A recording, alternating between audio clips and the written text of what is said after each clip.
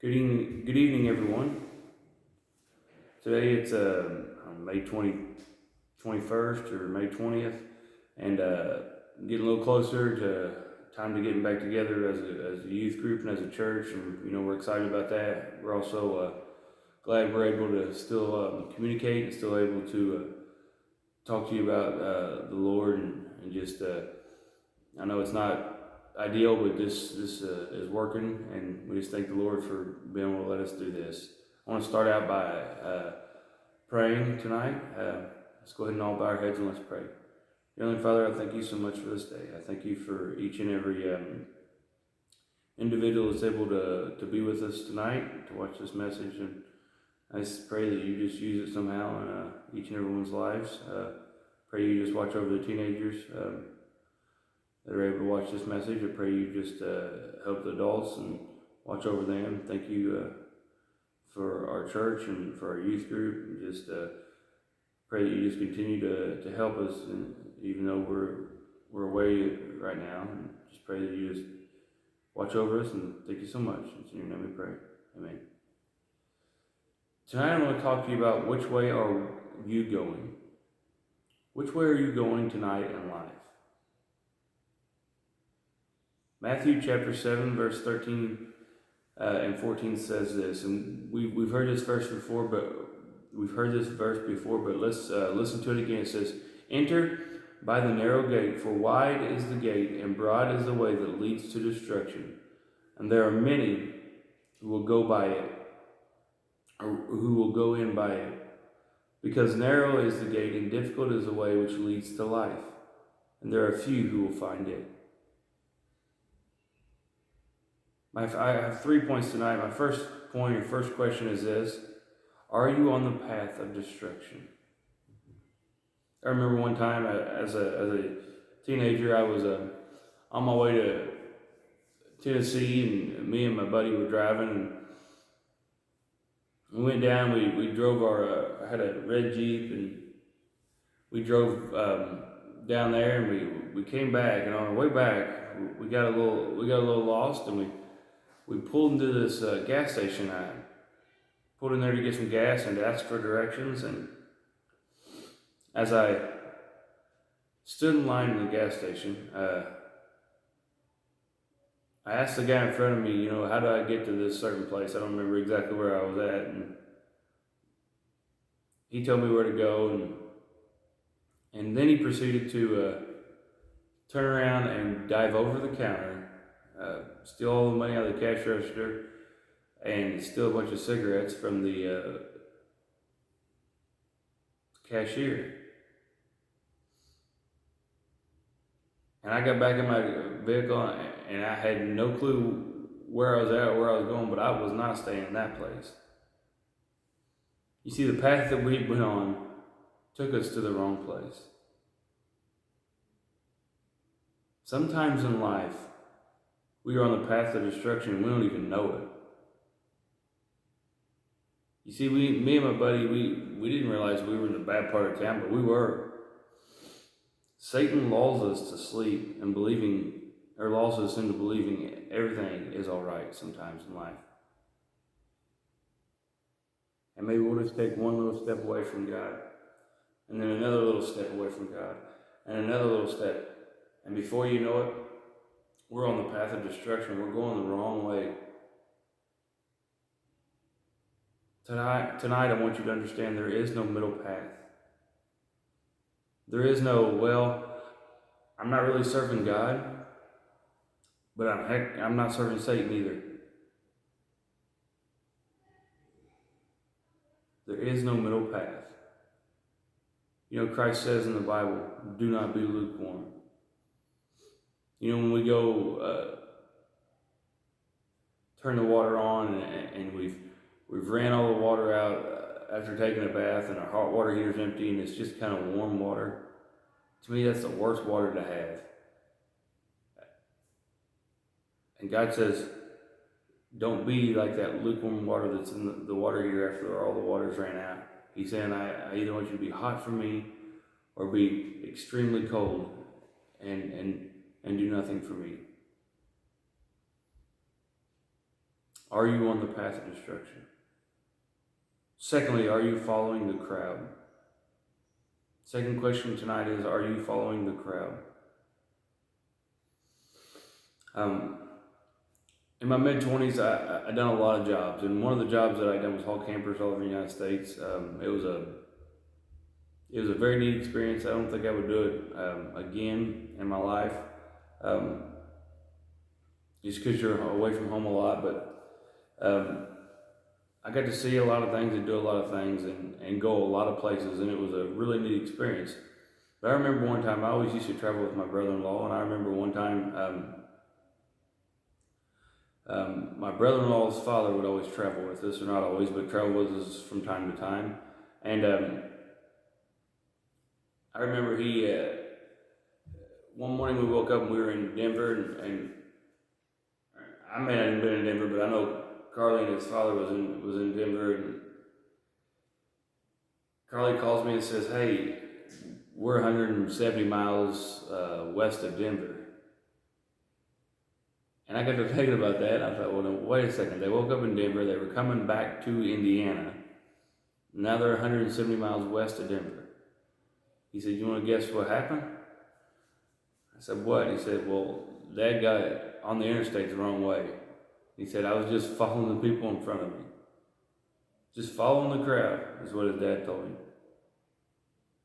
And he followed the crowd 170 miles the wrong way. Are you following the crowd tonight? Back when I was in grade school, there was a kid that he was always wanting to fight, like he was a wrestler, and we got in a wrestling match, and I was just wrestling with this kid, but so was 4 or 5 other people. And I was just doing what everybody else was doing. Well, come to find out that some of the guys were really being mean and hitting the kid. But because I'd followed that crowd and I was wrestling with the kid, I got in trouble for beating this kid up with all the other guys. Because I followed the crowd. My question for you is, are you following the crowd? You know, there's a story in the Bible about a guy by the name of Lot. And Lot was told to leave Sodom and Gomorrah, and as he walked out of the city, God told him and his family, he said, "Don't look back, don't take anything with you, don't look back, because if you do, you'll be turned to a pillar of salt." So Lot told his family that, and as they were walking out of the city, his wife loved the city so much that she turned and she looked back at the city because she wanted to still be a part of that city or a part of that crowd. And she was turned into a pillar of salt. You see, when you want to be a part of that crowd, or when you want to follow the wrong crowd, it'll take you down the path of destruction.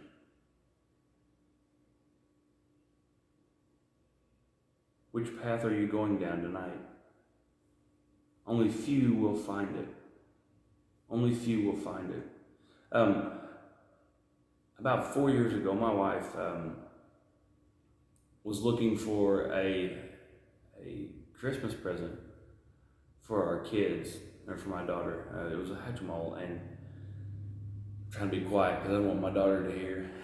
But trying to find a Hatchimal because it was the one thing my daughter wanted, and nobody could find it.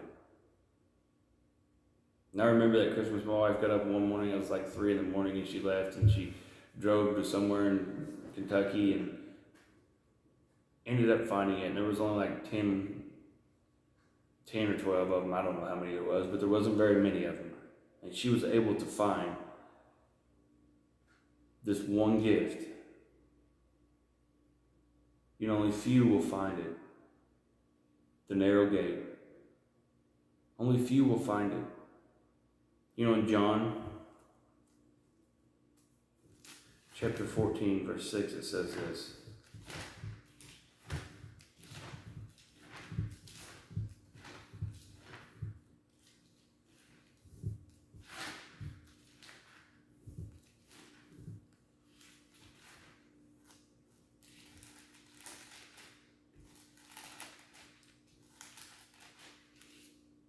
Jesus said to them, I am the way, the truth, and the life, and no one comes to the Father except through me. I mean, that's a very powerful verse. Jesus is the way, the truth, and the life, and no one comes to the Father except through him. Few will find it. You got to be looking. You have to be looking, or you're not going to find it. Think about that today. You have to be looking, or you're not going to find it. I remember as a young boy, probably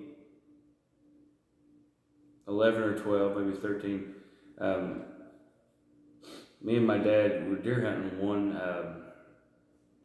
It was opening morning. I remember it like it was yesterday. And we were sitting in this stand my dad had built. It was a wood stand. It had two sides to it. And we're sitting there, and it was probably 4 in the afternoon, opening day of deer season. And I look up the hill, and I had this old gun that I probably shot 2 or 3 times, wasn't really sighted in. I look up over the hill, and there's this giant of a deer. And I'm like, Dad. My dad, of course, he doesn't hear real well, and he was asleep on the other side of this tree. I was like, Dad. And he never woke up. He wasn't looking for this deer. It was a giant of a deer. So I pulled up and I shoot and missed the deer, obviously. It took off over the hill. And when I shot, my dad spun around and he about fell out of the tree. He said, what are you doing? I said, there's a giant up there and I just missed it. And he took off. He said, man, I wasn't even looking. I was asleep. You have to be looking. Which path are you on today? Are you looking for the right path? You know, it's not hard to find, but few are actually looking for it. Few are actually looking for it. Are you looking today? I want you all to understand that there's only one way to get to heaven, and that's through Jesus Christ. You know, it says in 14:6, again, I want to read you that. It says, I am the way, the truth, and the life, and no one comes to the Father except through me. Think about that. That no one is going to get to heaven unless they go through Jesus Christ. There's only one way, and that's through him. No matter how much stuff you see on the internet or how much stuff you hear from your friends or what, there's only one path. I mean, there's 2 paths. There's the path of destruction and there's the path of Jesus, the narrow gate. But there's only one way to heaven, and that's through Jesus Christ. That's through his word. It's through his word. That's through his living with, having a relationship with him. Tonight, are you doing that? Are you on the path that is wide, that leads to destruction? Are you going anywhere, or are you just floating through life? Or are you on the path that leads to the narrow gate, or the path to the narrow gate?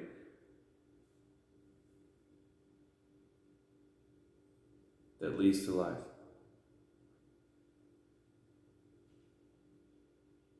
Just remember, there's only one way, y'all.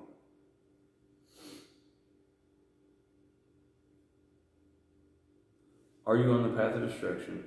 Are you following the crowd? And realize that only few will find it. Let us bow our heads and pray. Dear Heavenly Father, I thank you for this day. I thank you for this message, and I pray tonight that you just help us.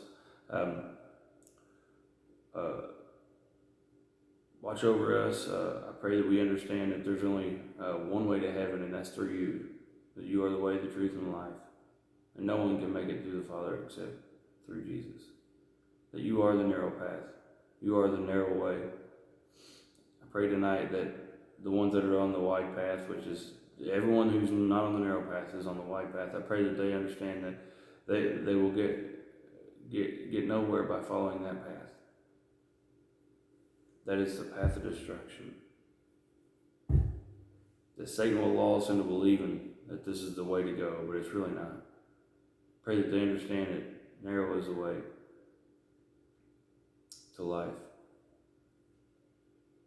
And they have to be looking for that path tonight. Thank you so much for all that you do for us. And I pray you just watch over us. And I pray that someone's able to get something out of the message tonight. It's in your name we pray. Amen. Thank you for allowing me to talk for 10 or 15 minutes. I pray tonight that you all get something out of the message. I pray that here in a couple of weeks we'll be back together. This is hard, just as hard for me. Sitting in front of a camera, I'm not used to it. Don't know that I could ever get used to it.